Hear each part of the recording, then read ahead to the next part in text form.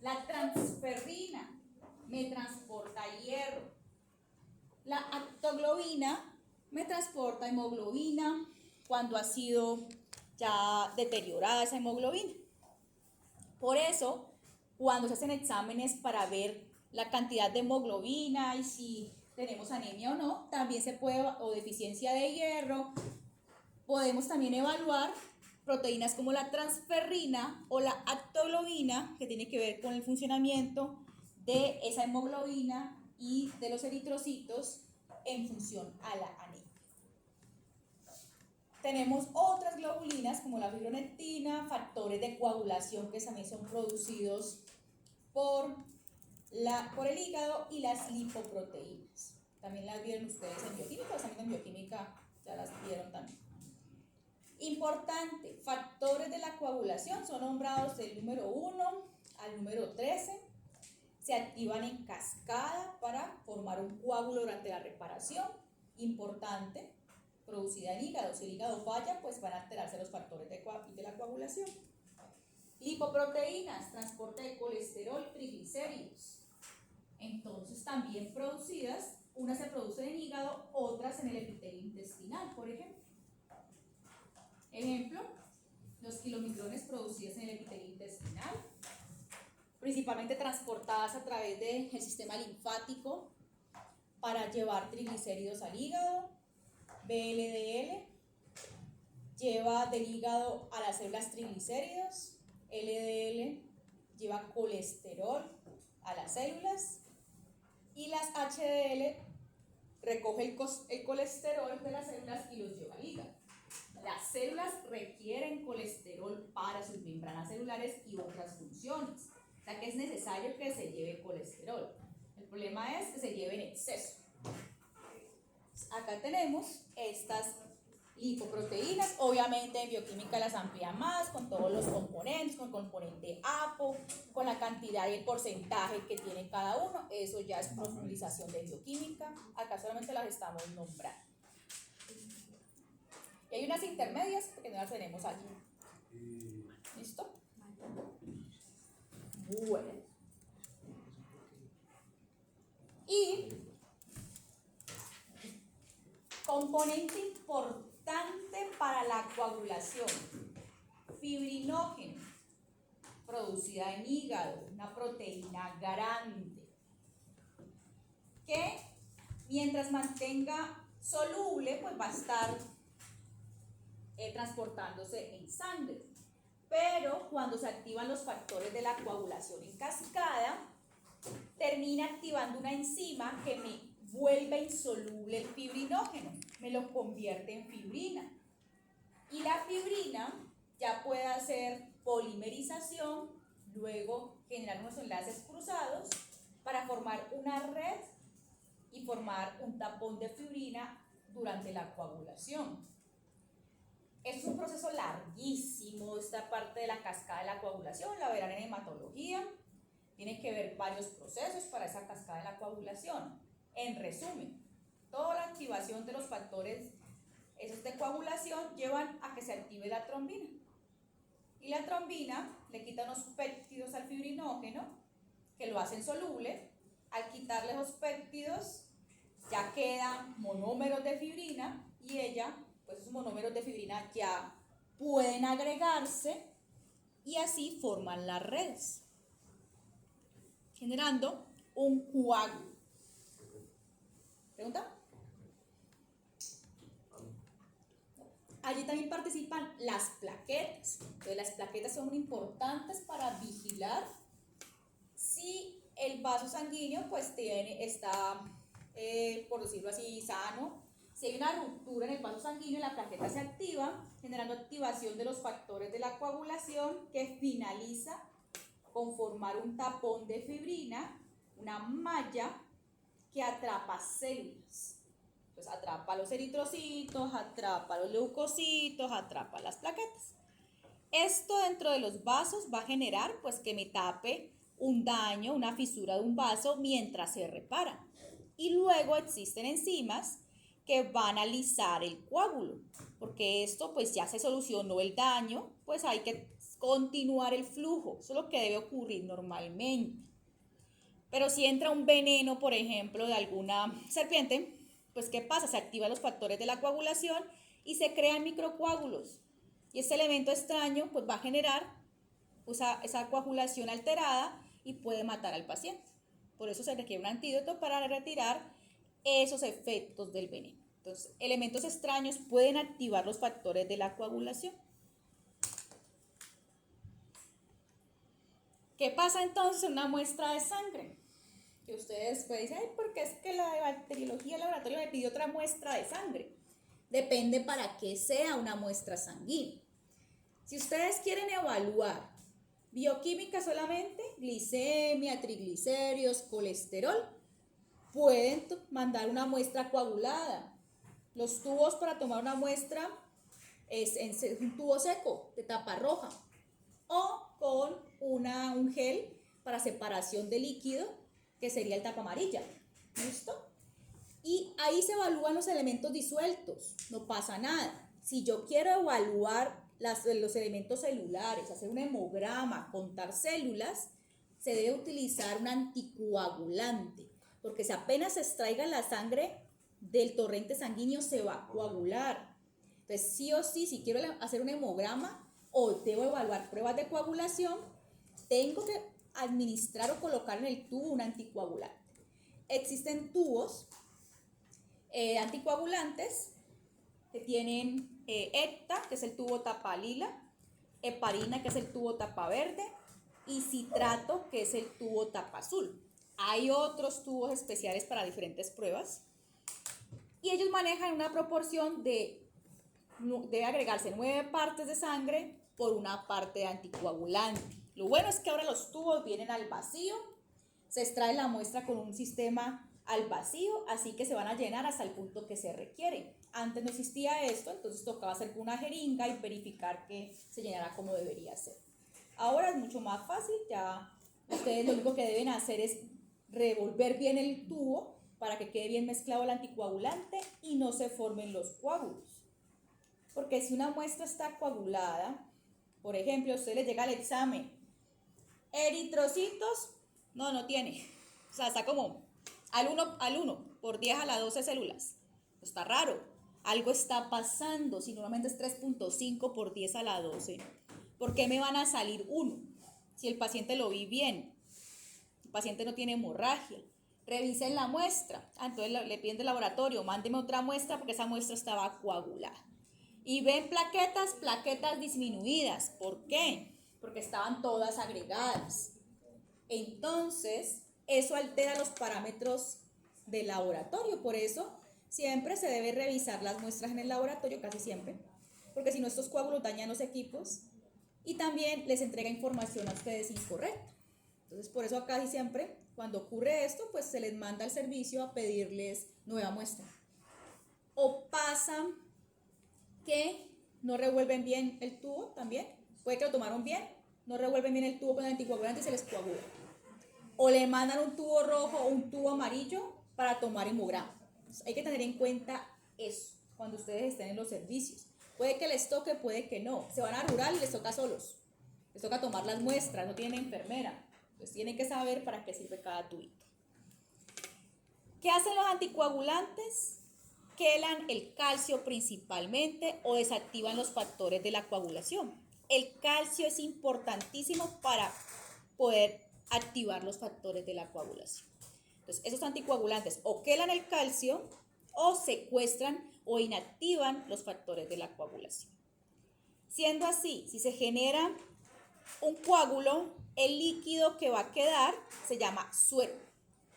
Y el suero no va a servir para hacer estudios de coagulación porque pues ya gasté durante el proceso el fibrinógeno, lo convertí a fibrina y hay factores como el 5 y el 8 que se pierden, se gastan en este proceso. Si yo quiero evaluar coagulación, yo no puedo utilizar una muestra coagulada. Si yo quiero evaluar morfología sanguínea o un hemograma como tal, no puedo utilizar sangre coagulada. Tengo que utilizar una muestra anticoagulada. Lo más usado es el anticoagulante EPTA, lo más usado por los laboratorios. Entonces, no es lo mismo suero a plasma. Plasma contiene todos los elementos, todos, factores de la coagulación completos, y el suero no contiene ni fibrinógeno ni factores 5 y 8.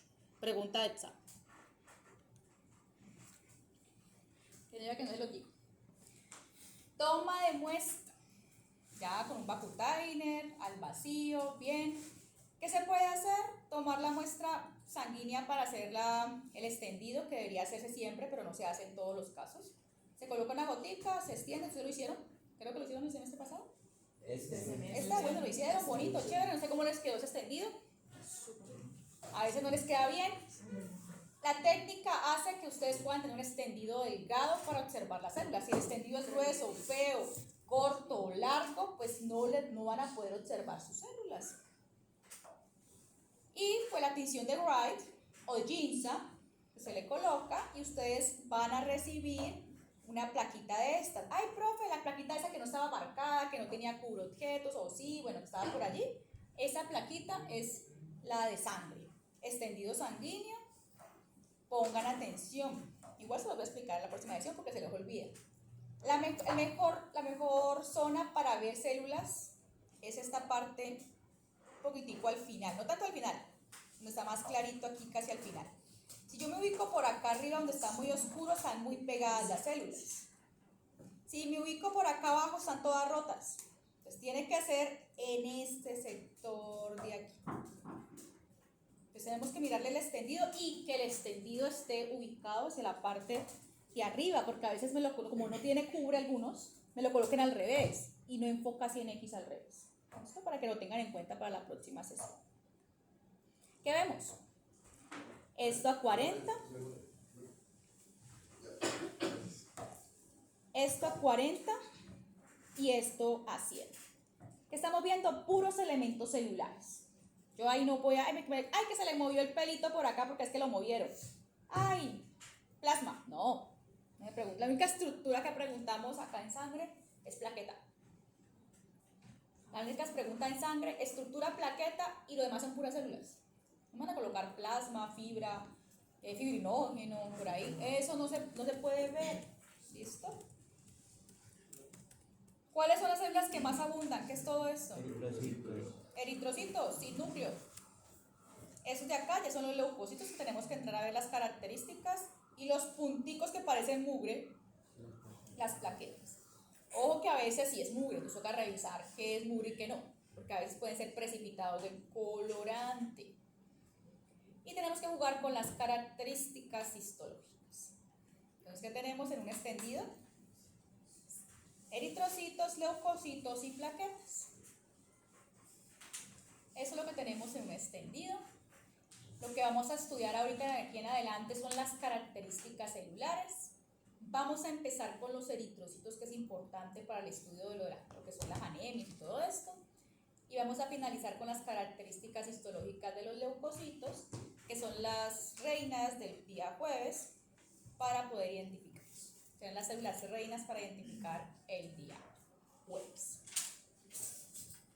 Los leucocitos tenemos todas las células de tipo leucocito tienen gránulos. Todas, miren, acá se le ven punticos en el citoplasma.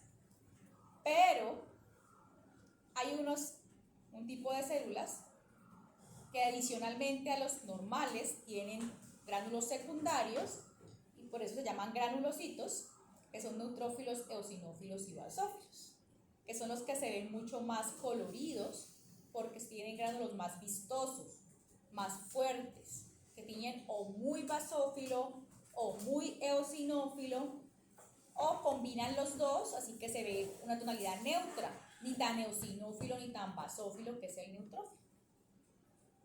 Ahí, profe, todo se ve como moradito, sí. Vamos a identificar las características más relevantes de cada célula. Eritrocito, bonito. Muchos eritrocitos tenemos, pero ellos viven aproximadamente 120 días, se recambian. Características principales son células anucleadas. No es que tengan un hueco en el centro como una dona, eso es efecto del extendido, porque en el centro lo que hay es una depresión, es más delgado en el centro, como una almojábana, por decirlo así, no es un pan de bono, sino una almojábana, que en el centro es mucho más delgadita, pero el efecto de la luz hace que se ve como una dona, como un hueco ahí en el centro, una rosquilla, pero eso es efecto del foco. Yo puedo tener como referencia el tamaño en eritrocitos, casi siempre de 7.8 micras, entre 6 a 8 máximo, como el rango, en un promedio de 6, 7.8, es lo que mide un eritrocito humano normal. Él se forma en médula ósea, adquiere todas sus proteínas para funcionar, adquiere toda la hemoglobina necesaria, las proteínas de membrana para poder deformarse y caber por sitios pequeños, puede hacer ATP por glicólisis anaerobia, puede transportar oxígeno por esa hemoglobina que fabricó, tiene enzimas que ayudan a reducir, a mantener las proteínas reducidas, tiene enzimas antioxidantes, pero como no tiene núcleo, no puede fabricar proteínas. O sea que cuando sale con todo. No puede fabricar más hemoglobina, no puede repararse, por eso vive aproximadamente 120 días. ¿Listo? Entonces, su gran capacidad de transporte y su funcionalidad está dada por todo lo que acabé de nombrar.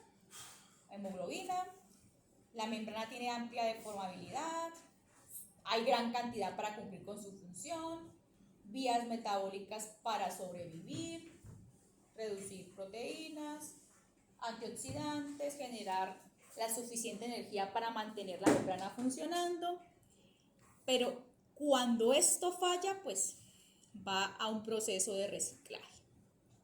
Ahorita hablaremos de él. Ya hablaron, me imagino que ya en bioquímica de la hemoglobina, estamos recordando, pero vamos a tomar parte importante de la hemoglobina. ¿Qué pasa con la capacidad de deformabilidad? Que hay capilares o vasitos muy pequeños, por ahí de 4 micras de diámetro, y si un eritrocito mide 7.8 le toca doblarse para pasar. Si él no tiene capacidad de doblarse, pues se va a estrellar y va a alisarse y va a generar hemólisis, se va a romper. Entonces, si son viejitos, pues no van a servir, así que por eso se tiene que hacer un recambio de esos eritrocitos. Si yo pregunto, falso o verdadero, ¿el eritrocito fabrica hemoglobina? No, falso. Falso. Se fabrica con una célula inmadura, está el reticulocito en la médula ósea. Entonces, ¿el eritrocito se puede multiplicar, dividir? ¿Puede hacer mitosis? No, falso. Falso, no tiene núcleo. Entonces no se puede reparar. Eso no tiene núcleo. Entonces a veces se confunde. Uno les pregunta si fabrica el eritrocito, fabrica hemoglobina. Sí. No fabrica, no puede hacer nada más, sino sobrevivir con lo que tiene. Bueno, entonces tenemos esa hemoglobina, con esas dos pares de cadenas de globina, que cada uno tiene un hierro, que fija oxígeno. Pero tenemos diferentes tipos de cadenas y diferentes tipos de hemoglobina que pueden variar desde la gestación hasta el adulto. Entonces, el adulto, vamos a tener principalmente hemoglobina tipo A, 96%, A2, menos del 3%, y le puede quedar algo de fetal en los adultos. ¿Qué pasa? Que esas cadenas de globina podían dejar de fabricarse, producirse insuficientes y pues se genera la famosa anemia talasémica. Eso por deficiencia de las cadenas de globina. O también hay hemoglobinopatías por cambios de aminoácidos, como la anemia de células falciformes, y ya son anemias o hemoglobinopatías estructurales. ¿Listo? Cambian la forma del eritrocito y va a haber daños. ¿Listo? Va a haber malformación de los eritrocitos y afectación de su deformabilidad. Importante de esto, pues que yo puedo estudiar también cómo es un paciente o controlar un paciente con diabetes, porque tenemos un tipo de hemoglobina que se puede glicosilar con la gran cantidad de azúcar que puede tener un paciente diabético. Ese es el tipo de hemoglobina A1C, que solo se puede eliminar esa hemoglobina que se glicosila si se muere el eritrocito. Entonces, si un paciente a usted le llega con una glicemia perfecta de 100 miligramos sobre decilitro y es un paciente diabético, pero es que él se cuidó y no comió nada de dulce, pero usted le revisa la hemoglobina glicosilada y está en 9%, pues le está mintiendo el paciente. Entonces, esa es una forma de ustedes revisar. No solamente pueden mandar glicemia, tienen que mandar hemoglobina glicosilada porque le dura de 2 a 3 meses esa información allí. Entonces no le puede mentir el paciente cuando llegue a su consulta. Eso es una forma importante para que ustedes evalúen a esos pacientes diabéticos. Importante también, ¿cómo se deforma ese eritrocito? Por las proteínas de membrana. Entonces tenemos proteínas integrales, como el banda 3, como las glicoforinas, y ¿qué le pasó? Y proteínas del citoesqueleto como la espectrina, y proteínas que me unen tanto esas proteínas horizontales del citoesqueleto como las integrales, que es la banda 4.2, la anquirina. Esto le da flexibilidad al eritrocito para doblarse. Si yo cogiera mi moñita, mírenla acá, y yo hiciera esto. Esto lo puede hacer gracias a todas esas proteínas. Pero ¿qué pasa? Cuando hay afectación de esas proteínas, por ejemplo, la unión entre la banda 3, la anquirina y la espectrina, se me afecta o se me deforma el eritrocito, y hay enfermedades hereditarias como la litocitosis y la esferocitosis que me van a cambiar la forma de la membrana, me alteran la forma del eritrocito, y eso hace que haya mayor lisis de esas células que no funcionen bien y me generan anemias. Tengamos en cuenta que también las glicoforinas tienen pegados los antígenos sanguíneos para determinar el grupo sanguíneo de nosotros. Entonces, recordemos que todos tenemos, pues digamos que el común antígeno que se tiene es el antígeno O, que los que tenemos los que somos O positivo, por decirlo así, O por decirlo así. Las personas que son A es porque se le agregó a ese antígeno, se le agregó la N-acetilgalactosamina, y el que tiene los que son B es porque se les agregó la galactosa. ¿Qué pasa? Que si yo en el caso mío soy O y me dan sangre A o B, pues tengo un antígeno diferente, yo tengo anticuerpos contra N-acetilgalactosamina y contra galactosa. Si me aplican sangre A o B, a mí que soy yo, pues los anticuerpos van a destruir los eritrocitos. Por eso es importante conocer los grupos sanguíneos para las transfusiones, para el trasplante de órganos. Si una persona... Tengo una pregunta, bueno, no sé qué tan cierto sea eso, pero para nosotros una vez nos explicaron como que eso sí se podía hacer, pero nomás como una sola vez, ¿no? Como que ya luego, a partir de allí ya... Pues a veces, pues ya con todo lo que tenemos nosotros, que se puede hacer una sola vez de emergencia. Ah, por eso, de emergencia. De emergencia hasta que se sensibilice la persona, pero casi todos estamos sensibilizados realmente. Pero uno tiene un paquete de emergencia, pero el paquete de emergencia que se maneja es el O positivo, el paquete de emergencia. O positivo, pues el que se debería tener es O negativo, que es el universal para todos, como paquete de emergencia. Pero normalmente casi siempre nosotros tenemos anticuerpos, ya que la reacción no sea exagerada es otra cosa. Pero pues lo ideal es que ustedes tengan un paquete de emergencia en el sistema de transfusión O negativo, porque O negativo se lo pueden aplicar a todo el mundo. Si ya no hay, uno positivo. De ahí para allá, eso no se puede hacer porque vas a matar al paciente.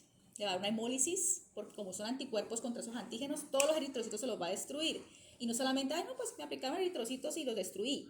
Es lo que genera la destrucción del eritrocito, que es lo que vamos a ver ahora. Tóxicos que van a dañar el riñón. Entonces vamos a proteger ese riñón. Entonces hay que evitar, en la parte transfuncional, eso es lo que más se tiene en cuenta, proteger al paciente. ¿Listo? Bueno. Entonces, ¿qué pasa cuando hay afectación de esas uniones. Por ejemplo, en esa esclerocitosis, mutación de esas espectrinas y anquirinas. ¿Vieron lo que le va pasando a la membrana? Como no hay relación entre la parte integral y la parte horizontal de la membrana, se va desprendiendo pedazos de membrana y se van volviendo pequeños. Y esto va volviéndose o va generando que el eritrocito no sea deformable. Entonces, ¿qué? Lo que hacen los macrófagos del vaso, que es el sitio como de reciclaje de los eritrocitos, es fagocitar. Un tratamiento para eso es pues quitar el vaso. Porque igual los eritrocitos siguen siendo medio funcionales, pero el vaso lo reconoce que no, eso no está bien, entonces los fagocita. Y se ven así los esferocitos, bien rellenitos, bien y chiquiticos y pequeñitos. Sirven